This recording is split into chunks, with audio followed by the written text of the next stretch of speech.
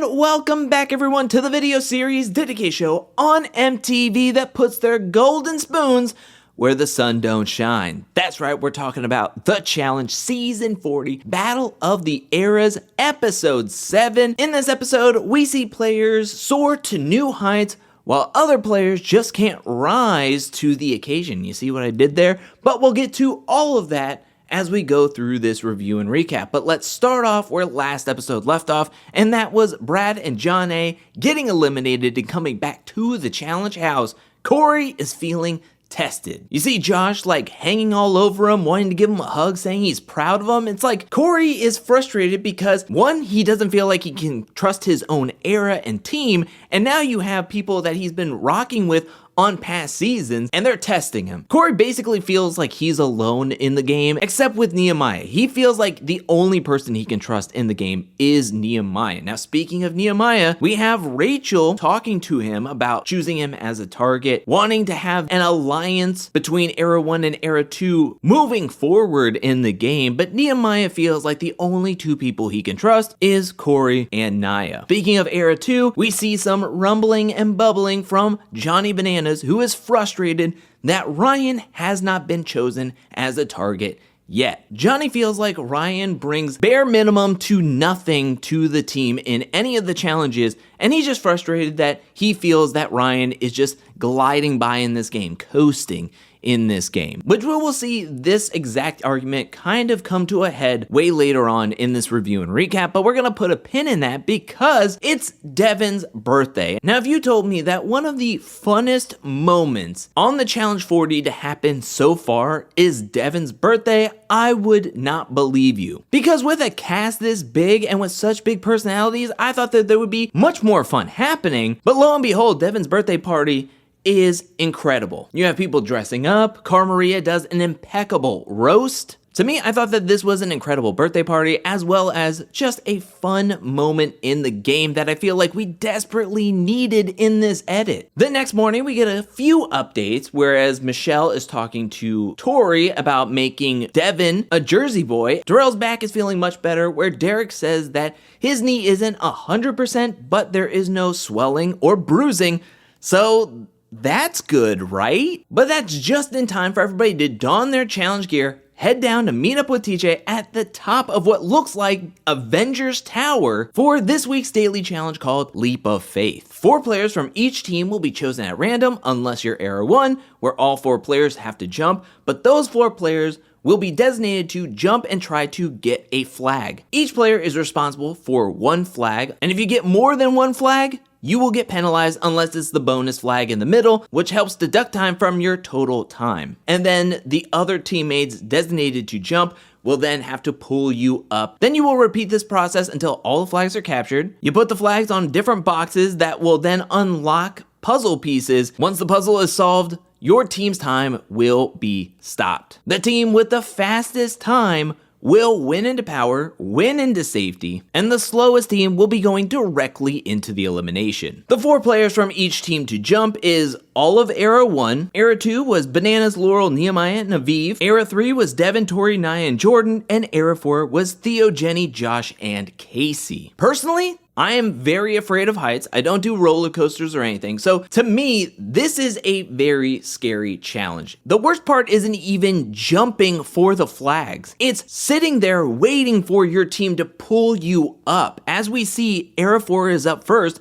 Josh is the first one to go. He gets his flag, and Theo, Casey, and Jenny have the toughest time pulling Josh up. They lose about 20 minutes, 18 to 20 minutes, just getting through his round. And that's why I say that I would be the most nervous just sitting there holding onto the flag, having to just be dangling off the side of this building for that long of time. I wouldn't do it. I couldn't do it. I wouldn't be able to do it. After they get Josh up, the rest of Era 4 goes without a hitch. Michelle and Kylan are on the puzzle, so they had that taken care of. Then we go on to Era 2, where the real drama comes when Aviv is up having to jump for the last flag. Aviv says that she's only 5 foot. So for her to have to get this flag, there has to be like no wind. She has to get a perfect jump. She has to really lean out for it. And can I just say, she does it perfectly. We've heard of Air Jordans, but I'm looking out for the Air Avives that will be released later this year. She did an incredible job. Era 2 overall does a fantastic job. Derek on the puzzle, he got it like that. 5 seconds, he puts it on. Ryan and Cara really didn't have to do anything. Era 2 looked very, very impressive. Era 1 goes right off the rip. Tina jumps. She gets a little bit nervous and grabs 2 flags at once, netting them a 5-minute penalty. The rest of the team is doing pretty well, and then Tina gets on the puzzle, and she is doing the puzzle, but she's confused because there's a puzzle piece missing. Once she's able to find that last puzzle piece, she gets it done pretty quickly, but you can just tell that Era 2 had such a good time that Era 1 is not going to be in contention to win. We get to Era 3, and they're doing pretty well. Nia, like Darrell, has a very big fear of heights, but Nia, like Darrell here, conquers her fear, and she jumps, she gets her flag. There's no time penalties. The only thing that people were worried about on Era 3 was that Cory and Avery were on the puzzle, and we can flash back to Cory's puzzle abilities and puzzle history, but we did hear coming into the season that Cory has been working on his puzzles with his daughters. Avery and Cory hold their own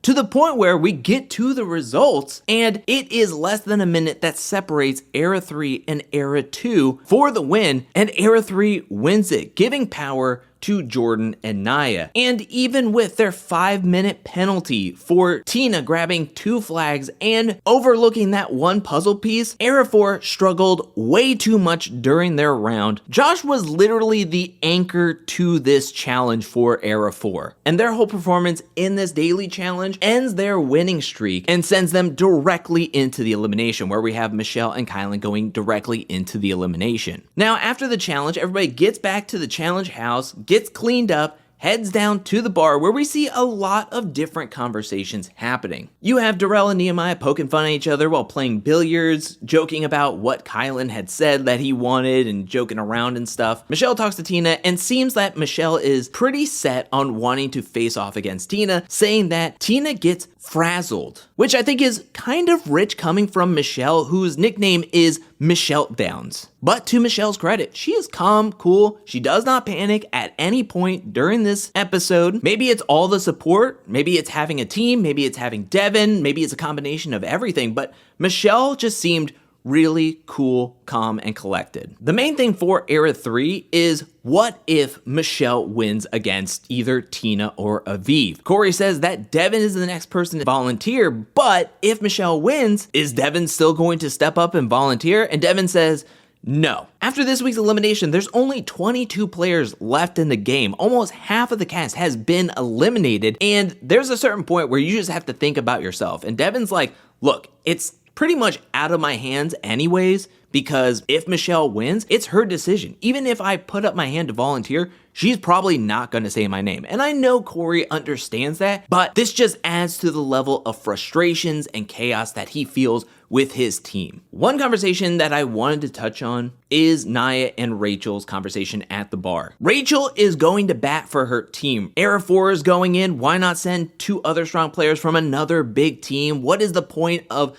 knocking us down from 4 to 3 or even 2 players? And Nia says that, look, I have Nehemiah's back, as well as you guys are already hurting. Era 1 has no leverage. They are looked at as a wounded animal. They're an easy target right now, so why not just get rid of them and finish off the job, is essentially what Nia says here. With hearing that conversation with Nia and Rachel, the chamber is essentially just eye candy and listening in on some of the conversations, since we already know Nia and Jordan are gonna send in Era 1. I do want to mention that I feel like something big was cut out of the chamber, because right at the very end, it seemed like Jordan was starting to get teary-eyed, and when everybody is leaving, he is wiping his eyes, and I just got confused. There was a few conversations that, at least in the edit, wouldn't make me think that it would make Jordan get emotional, but lo and behold, Jordan got emotional. And I got a little confused. Maybe there will be something said on social media about what was going on in the chamber. We come back into the house where Nia and Jordan tell Tina and Darrell that they are the ones going in. Tina is furious. She says that they're just going for low-hanging fruit. I thought you came to play the game. I mean, I give it to Jordan for sticking around trying to talk with Tina the entire time,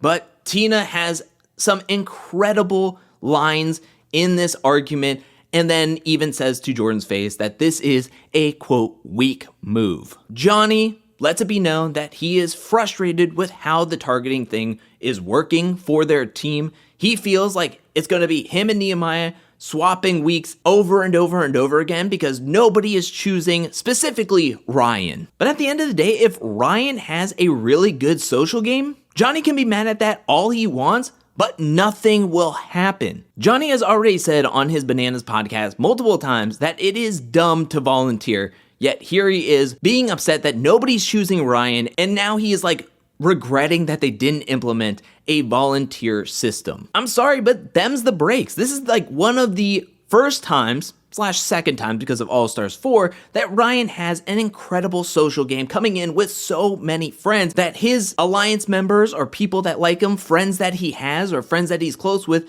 keep on going into the elimination and winning and then choosing targets, and they'd rather choose Bananas or Nehemiah or, as we'll see, Derek and not choose Ryan. It's not on him. If you guys didn't come up with a plan to volunteer, then that's on y'all. I'm here for these teams to start really going after each other because I am a little tired that they just keep on going for, quote, low-hanging fruit with Arrow 1. There's only so many times that you can go after them before other people start making themselves the bigger target. And I'm so ready for it. I feel like we need to change up. We need to switch up in this game and in this format. And hopefully it's going to happen soon. But we're going to put a pin in that as everybody gets ready, heads down to the arena to meet up with TJ for this week's elimination, where it's going to be Tina versus Michelle, Darrell versus Kylan in Boxster Phobia. Honestly, one of the worst names for an elimination I have ever heard in the history of the challenge. But in this elimination, players are going to have to move through this little structure where they're going to have to move poles to open up sliding glass doors. They have to make their way through this structure, but they also have to do math because there's math equations and numbers on each door. As they go through that, then they have to use those numbers to decipher a code to open up the box and hit a button. I think that this elimination is short, sweet, to the point. It is simple. It's a simple concept.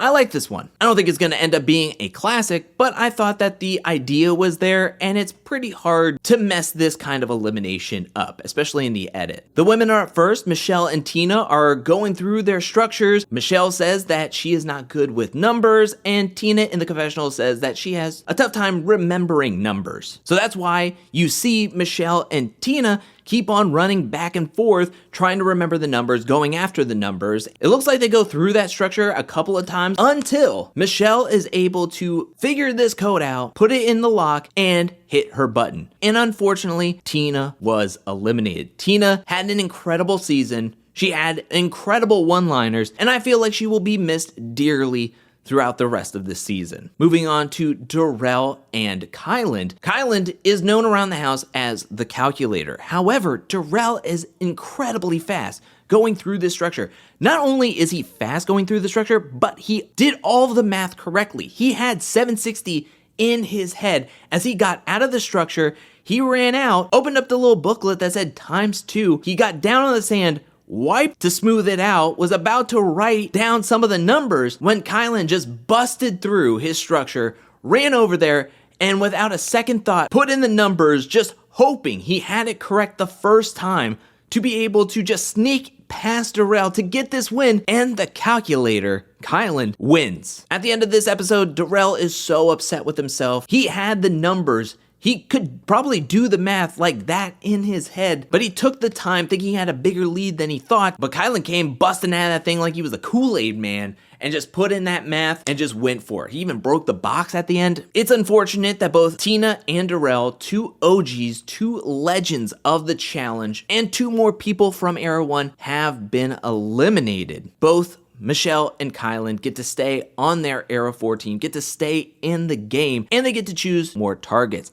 For Era 1, there's only 2 people left, so it's going to be Derek and Rachel from here on out. Era 2, you have Derek and Cara being chosen. Cory is chosen by Michelle, no surprise there. And then Avery volunteers to be the other target for her era. And the 2 UK competitors of Jenny and Theo are targets for Era 4. Jenny is, of course, very upset about this. This episode was pretty interesting, pretty entertaining. I like some of the strategy talk, but I feel like we're getting to the point in the game, especially with only 2 people left in a given team. I feel like there has to be a switch up here sooner rather than later. I love seeing the preview to next week and seeing some drama, seeing some arguments happening, and getting a real physical daily challenge. But I feel like some of these episodes are starting to be like wash, rinse, repeat. Especially with Era 1 just being an easy target. It feels like they're never going to win a daily challenge, and even if they don't come in last, they're going to be chosen by whoever does win,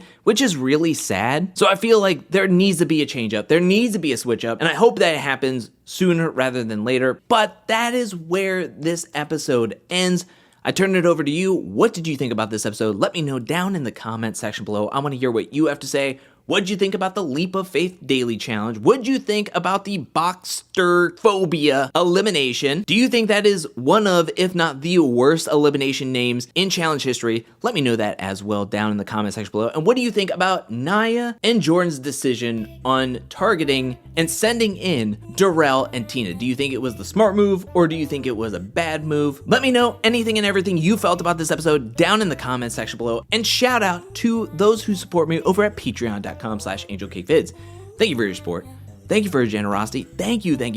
And thank you to everyone who's watching this video up to this point. I'll be back really soon with more Challenge 40 content, more challenge content, more content in general. But until then, peace.